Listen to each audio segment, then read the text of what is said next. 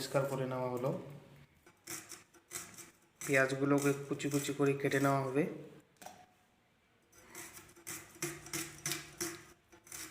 তে আবার লেগে না যায়, রসুনটা কেটে নেওয়া হবে। কড়াইয়ের মধ্যে একটু তেল দিয়ে দিলাম মাছটাকে ফ্রাইয়ের জন্য।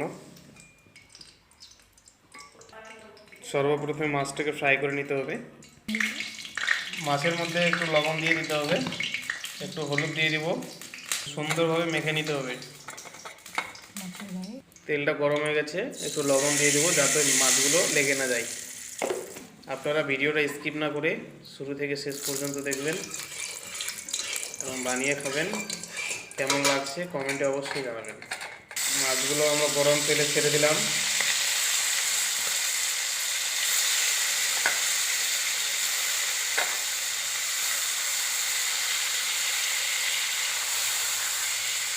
মাছগুলো লাল লাল করে ভেজে নিতে হবে যাতে লেগে না যায়। এগুলোতে আবার মাছগুলো ভাজা হয়ে গেছে, এখন তুলে নেব।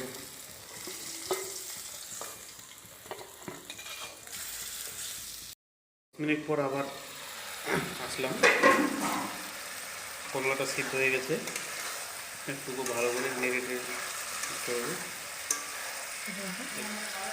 করলার মধ্যে টমেটো দিয়ে দিলাম, টমেটোটা ভালো করে নেড়ে দেবো।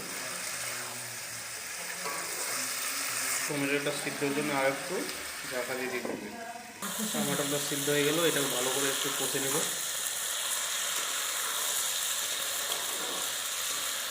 কলাটা কষা হয়ে গেল, এখন পরিমাণ মতো একটু জল দিয়ে দিতে হবে। জলটা দিয়ে দিলাম।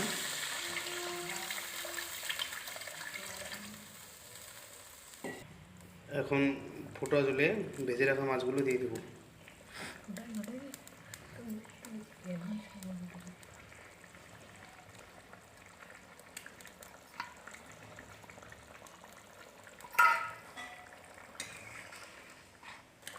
বন্ধুরা ভালো থাকবেন, সুস্থ থাকবেন। আমার ভিডিওটাকে অবশ্যই লাইক শেয়ার কমেন্ট করবেন।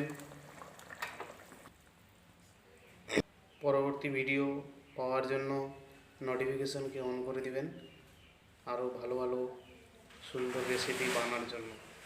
এরকম মাগুর মাছ দিয়ে করলা রেসিপি খেয়ে আমাকে জানাবেন, কমেন্টে অবশ্যই জানাবেন।